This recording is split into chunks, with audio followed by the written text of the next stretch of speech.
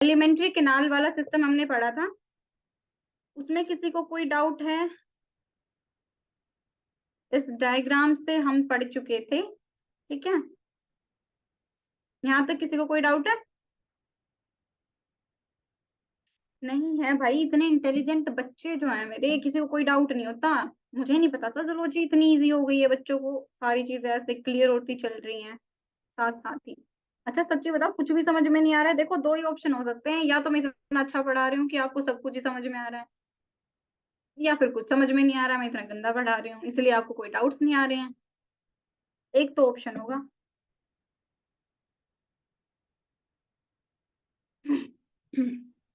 ये तो first class है। ओके। अच्छा, हाँ आपकी तो फर्स्ट क्लास है, बाकी बच्चे जो हैं वो तो चल रहे हैं कई दिन से। जनता कुछ नहीं कहना चाहती, जनता मौन है। ठीक है, कोई नहीं, मैं खुद ही समझ लेती हूँ। आगे हम आ जाते हैं, डाइजेस्टिव एंजाइम्स इन एनिमल्स। जैसा कि हमें पता है फूड हमें भाई डाइजेस्ट करना है, उसको हमने सिंपल सब जो सब्सटेंसेस है उनके अंदर कन्वर्ट करना है, ताकि हम उनसे एनर्जी ले सकें, हम अपने फंक्शंस परफॉर्म करवा सकें। उसके लिए हमें हेल्प चाहिए होती है कुछ पर्टिकुलर चीजों की, जिनमें मेन क्या है, एंजाइम्स। ठीक है, एंजाइम हेल्प करते हैं। आपने पढ़ा है डाइजेस्टिव सिस्टम, ऑब्वियसली बीएससी तक आए हो, तो मुझे ये तो बोलने की जरूरत नहीं है कि किसी ने नहीं पढ़ा होगा या किसी ने पढ़ा है। ऑब्वियसली सबने पढ़ा है। जैसे ही हम माउथ से एंटर करते हैं, बक्कल कैविटी से एंटर करते हैं, वहीं से हमारा डाइजेशन स्टार्ट हो जाता है। ठीक है, वहीं से जो सलाइवरी अमाइलेज है वो स्टार्ट कर देता है डाइजेशन। तो उसी तरह से जैसे जैसे हम फर्दर मूव करते रहते हैं, तो हर जगह कुछ पर्टिकुलर और स्पेशल एंजाइम्स प्रेजेंट होते हैं, जो कि पर्टिकुलर न्यूट्रिएंट को क्या करते हैं, डाइजेस्ट करवाते हैं।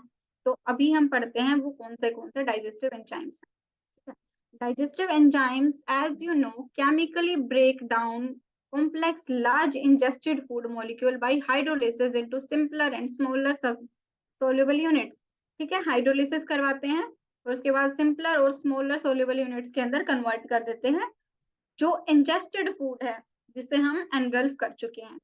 The enzymes, in order to digest food, rupture the chemical bond of the food to be digested by addition of one or more than one of their water molecules, so that the food is broken down into simpler molecules to the ingested food। उसके बाद क्या होता है, जैसे ही हमने food ingest कर लिया है, तो डाइजेशन के अंदर हम क्या करते हैं, उनके बीच के जो फूड के जो केमिकल बॉन्ड्स होते हैं उनको रप्चर करवा देते हैं, ब्रेक डाउन करवा देते हैं थ्रू द एंजाइम्स। और उसके बाद जो फूड डाइजेस्ट हुआ है या उसके अंदर वाटर मॉलिक्यूल्स भी प्रेजेंट होते हैं। ठीक है, मेनली हमारा पर्पस क्या है, उस फूड को सिंपलर कंपाउंड्स के अंदर, सिंपलर मॉलिक्यूल्स के अंदर कन्वर्ट करना है। उसके बाद हम क्या करेंगे, इसकी प्रॉपर्टीज पढ़ेंगे, मैकेनिज्म पढ़ेंगे कि किस तरह से जो एंजाइम्स है वो एक्ट करते हैं डाइजेशन के अंदर। जो प्रॉपर्टीज एंड नेचर होता है डाइजेस्टिव एंजाइम्स का, वो क्या करता है, स्पेसिफिक नेचर शो करता है, specific difference from enzymes in general. ठीक है, मतलब कि जो स्पेसिफिक है, हर एक एंजाइम एक टाइप के पर्टिकुलर जो सब्सटेंस है उसका ही ब्रेक डाउन करवाएगा। ठीक है, ये क्या है, इसकी स्पेसिफिसिटी होती है किसी भी चीज की। उसी तरह से जैसे कि digestive enzymes are not as narrowly specific as other enzymes and instead show group specificity. इसके कहने का मतलब क्या है कि जो डाइजेस्टिव एंजाइम्स हैं वो नैरोली स्पेसिफिक नहीं है। नैरोली स्पेसिफिक का मतलब कि वो पर्टिकुलर सिर्फ ऐसा नहीं है कि वो एक को ही डाइजेस्ट करेंगे, वो क्या करते हैं, ग्रुप स्पेसिफिसिटी शो करते हैं। यहाँ की वो एक साथ दो तीन एंजाइम एक्ट करके किसी पर्टिकुलर न्यूट्रिएंट को डाइजेस्ट करवा रहे हैं, और यू कैन से एक एंजाइम जो है वो कई सारे उसको भी डाइजेस्ट करवा सकता है। ठीक है, तो ये क्या करते हैं, ग्रुप स्पेसिफिसिटी शो करते हैं। For example, enzyme that digest carbohydrate can digest polysaccharides of both animals and plant origin। इसी तरह से ये कहना चाह रहा है कि वो एंजाइम जो सिर्फ कार्बोहाइड्रेट को डाइजेस्ट करवाता है, वो सिर्फ कार्बोहाइड्रेट को नहीं करवा सकता, उसके अलावा वो क्या करता है, वो जो पोलीसेकेराइड्स हैं, एनिमल्स से हो सकते हैं या वो प्लांट हो सकते हैं, दोनों से ओरिजिन से हुए हैं, वो उनको भी डाइजेस्ट करवा सकता है। इसीलिए क्या है, ये ग्रुप स्पेसिफिसिटी शो करते हैं। Even though enzymes performing similar functions in different animals are given the same names, they are not, however, identical chemically। यानी कि जो एंजाइम्स हैं वो सेम फंक्शन परफॉर्म कर रहे हैं अलग अलग एनिमल्स के अंदर, उन्होंने उनको नाम भी सेम दे दिया है, लेकिन उनके अंदर क्या है, जो केमिकली जो उनका स्ट्रक्चर है वो क्या है, अलग है। आप ये समझ सकते हो, एक फंक्शन है, मान लो कोई एंजाइम है जो एनिमल्स के अंदर भी ग्लूकोज को डाइजेस्ट करवा रहा है और प्लांट्स के अंदर भी उसको डाइजेस्ट करवा रहा है या फिर ब्रेक डाउन करवा रहा है, यू कैन से ब्रेक डाउन ले लेते हैं, ठीक है। वो एक एंजाइम है, उसको पर्टिकुलरली हमने एक ही नाम रख दिया, लेकिन दो अलग अलग फंक्शंस, कहने का फंक्शन एक है लेकिन मैकेनिज्म तो अलग अलग है ना दोनों के। एनिमल्स के अंदर अलग तरह की मशीनरी है, प्लांट्स के अंदर दूसरी टाइप की मशीनरी है, तो वो केमिकली अलग अलग होते हैं। Functionally they can same, but वो केमिकली अलग अलग होंगे। अगर हम एग्जांपल लें, ट्रिप्सिन, ठीक है, एक एंजाइम होता है, वो क्या करता है, प्रोटीन्स की हाइड्रोलिसिस करवाता है ह्यूमंस के अंदर। वो आइडेंटिकल नहीं होता है जो कि फिशेस के अंदर फाउंड होता है। ट्रिप्सिन जो है वो प्रोटीन्स की हाइड्रोलिसिस करवाता है, वैसे ही वो फिशेस के अंदर भी प्रोटीन्स की हाइड्रोलिसिस करवाता है, ठीक है। लेकिन अगर हम उसका केमिकल नेचर देखें ह्यूमन और फिशेस के अंदर, तो वो अलग अलग होता है। ये बात सबको क्लियर है? Yes, ma'am. Yes, ma'am. Okay. Temperature and pH of the optimum activity also differ. तो इसी तरह से इसकी केमिकली जो इसका स्ट्रक्चर है, उसके साथ साथ इसकी जो ऑप्टिमम एक्टिविटी है, यानी कि किसी पीएच के ऊपर ये कितना हाईएस्ट जो इसका डाइजेशन है वो शो कर सकता है, वो भी डिफर करता है।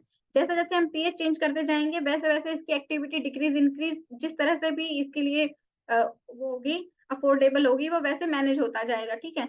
ऐसा नहीं है कि एक पीएच अगर ह्यूमन के अंदर इतने पीएच पे ये काम कर रहा है तो सेम पीएच के ऊपर वो फिश के अंदर भी काम करेगा, ठीक है। वो वेरी करती है, वो अलग अलग है, इसीलिए इसका नाम सेम रख दिया है, फंक्शन सेम है, लेकिन केमिकली और जो इसकी जो वो है कंडीशंस हैं वो अलग अलग हो सकती हैं। For example, trypsin from vertebrate pancreas act best in the pH range of 7 to 9, while silkworm the identical pH range is 6.2 to 9. इसके अंदर इसने बोला है जो ट्रिप्सिन है वर्टिब्रेट्स के जो पेनक्रियास से रिलीज होता है, वो क्या करता है पेनक्रियास के अंदर वो 7 to 9 pH के ऊपर एक्ट करता है, ठीक है, वर्टिब्रेट्स के अंदर। लेकिन अगर हम उसी एंजाइम को सिल्क वोम के अंदर हम लोग देखें तो उसका जो आइडियल पीएच होगा वो 6.2 to 9 है। यहाँ पे 9 तो ठीक है, बट यहाँ पे 7 और यहाँ पे 6.2, इस तरह से वो वेरी करते हैं एक दूसरे से enzymes. Digestive enzymes secreted by the pancreas, particularly those that digest proteins, are secreted in inactive form. यानी कि जो डाइजेस्टिव एंजाइम्स जो पेनक्रियाज ने सिक्रेट करा है वो क्या करेगा, वो जो प्रोटीन्स को डाइजेस्ट करता है वो इनएक्टिव फॉर्म के अंदर सिक्रेट होता है, ठीक है। ये बात सबको पता है?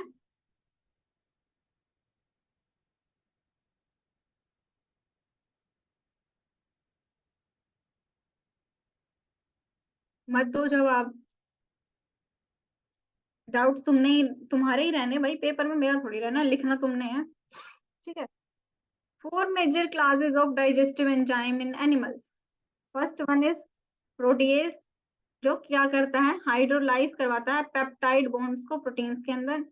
Second one is carbohydrates, that hydrolyse glycosidic bond in the carbohydrates, यानी कि कार्बोहाइड्रेट्स के अंदर क्या करवाएगा, इनके जो ग्लाइकोसिडिक बॉन्ड्स होते हैं उनको हाइड्रोलाइज करवाएगा। लाइपेज क्या करेगा, ईस्टर बॉन्ड को हाइड्रोलाइज करवाएगा फैट्स के अंदर। Then fourth one is nuclease that hydrolyze DNA and RNA into nucleotides. These are the 4 major classes of the enzymes. Is it clear to everyone? क्या ये चारों नाम याद रहेंगे सबको, और ये किस मतलब किस किस किस चीज को हाइड्रोलाइज करवाते हैं, ये चीजें बहुत अच्छे से याद रखनी है। Okay Yes, ma'am. Okay, then moving to the can you hear me?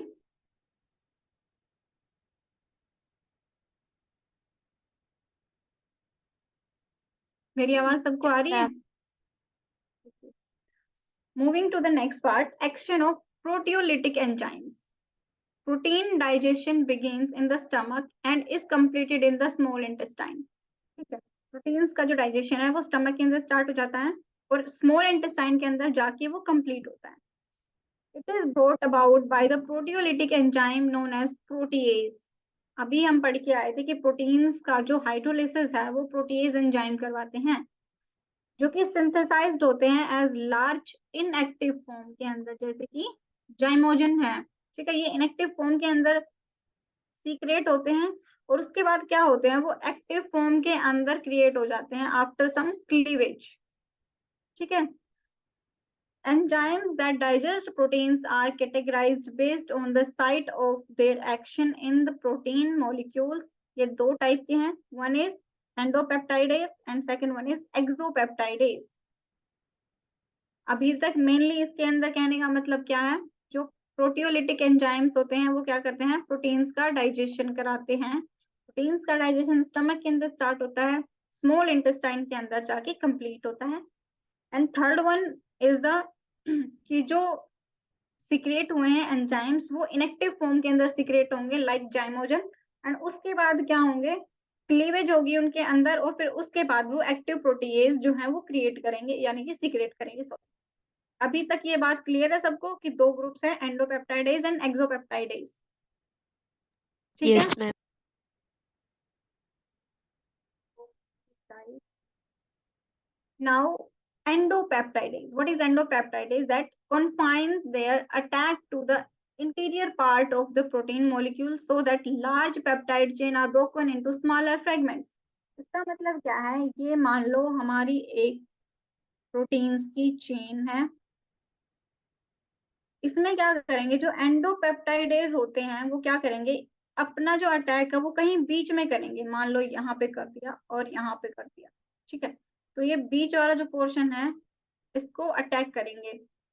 इससे क्या होगा, ये जो चेन है ये क्या होगी, स्मॉल फ्रेगमेंट्स के अंदर ब्रोकन हो गई। ठीक है, these smaller fragments provide many more sites for exopeptidase to act upon the endopeptidase cannot break down proteins into the monomers। अब इसने बोला है जो एंडोपेप्टाइडेज है ना वो इनको मोनोमर्स में ब्रेक डाउन नहीं करवा सकते हैं।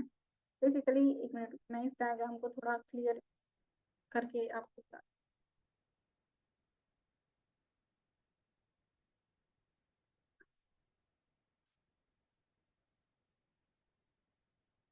ओके देखो, ये हमारी एक पेप्टाइड्स की चेन है, यूएन से प्रोटीन की चेन है। ठीक है, इसमें क्या हुआ, एक एंडोपेप्टाइडेज आया, एंडोपेप्टाइडेज हमारे पास एंजाइम है, उसने क्या करा, एक कट यहाँ पे लगा दिया, एक कट यहाँ पे लगा दिया। अब इसने ये कट लगाया तो ये क्या है, ये तीन चेन्स के अंदर ब्रोकन डाउन हो गया। ठीक है, अब ये अलग अलग तीन चेन बन गई, एंडो का मतलब है बीच में। अब उसके बाद क्या होगा, एक्सोपेप्टाइडेज आएगा। एक्सो का मतलब क्या है, वो यहाँ से ऐसे कोने जो हैं, ये जो कॉर्नर्स हैं आउटसाइड वाले एरिया पे, वो आके यहाँ पे अटैक करना शुरू कर देगा। ठीक है, अब जो इसको एक्सोपेप्टाइडेज को अलग अलग फ्रेगमेंट्स मिल गए, स्मॉल स्मॉल फ्रेगमेंट्स मिल गए, ताकि वो आए इसके ऊपर और दोनों साइड अटैक करके इनको मोनोमर्स के अंदर ब्रेक डाउन कर दे। ठीक है, अब ये समझ में आया।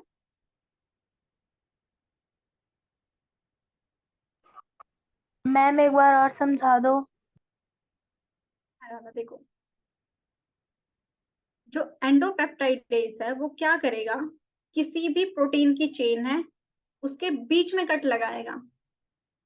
ठीक है, जैसे ही उसने चेन के बीच में कट लगाया, मान लो आपके पास कोई चेन है, आप उसको बीच से तोड़ते हो तो वो अलग अलग फ्रेगमेंट हो गए। पहले वो एक बड़ी चेन थी, उसके बाद जैसे बीच से तोड़ा दो जगह से तो वो छोटी छोटी अलग अलग हो गई। ठीक है, यस ये मैम। तो काम था एंडोपेप्टाइडेज का।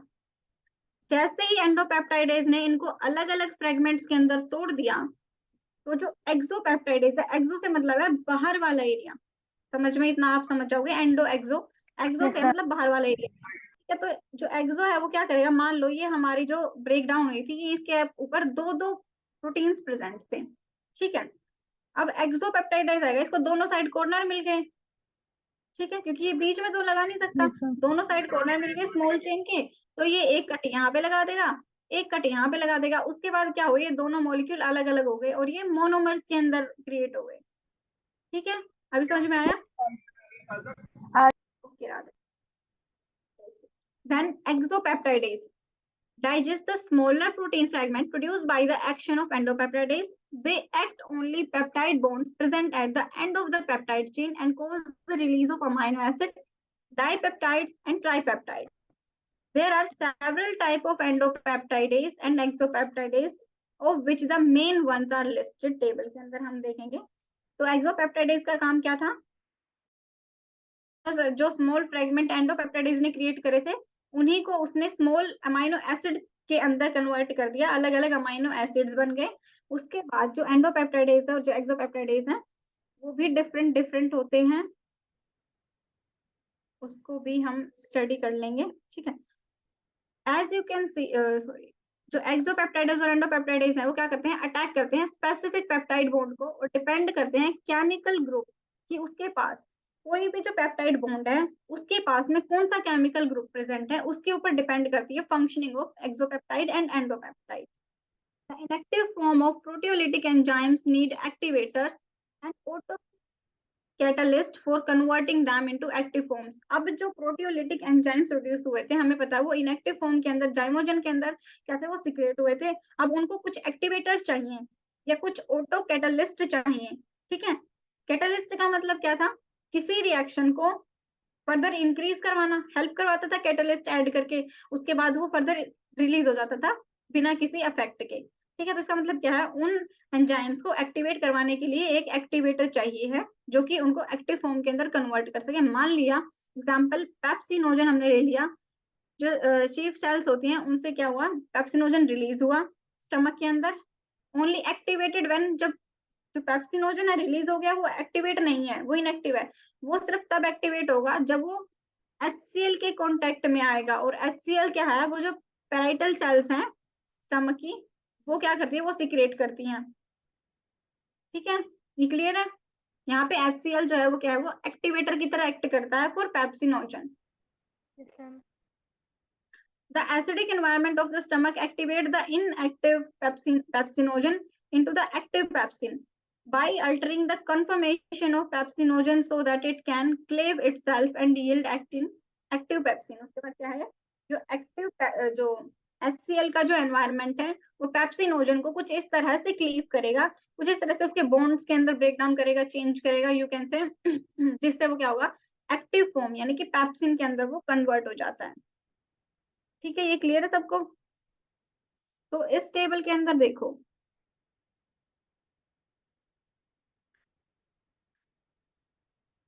देखो एक्स्ट्रा सेलुलर एंजाइम से क्या करेंगे, इनएक्टिव फॉर्म आई, इसके पास एक्टिवेटर ऐड हो गया, ये एक्टिव फॉर्म के अंदर कन्वर्ट हो गया। अब जैसे पेप्सिनोजन है, HCl जो है वो क्या करेगा, एज अ एक्टिवेटर काम करेगा, इसको पेप्सिन के अंदर एक्टिवेट करवा देगा।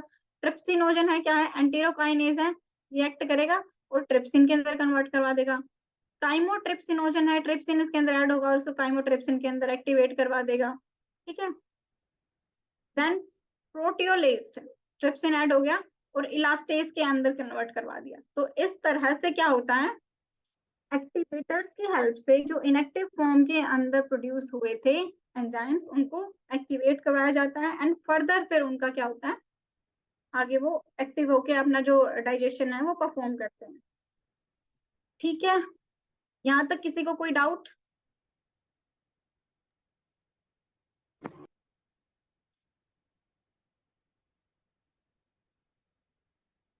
ओके, सो आज के लिए हम इतना कर लेंगे, कल की क्लास में हम फर्दर मूव ऑन करेंगे। सो अभी किसी को कुछ पूछना है?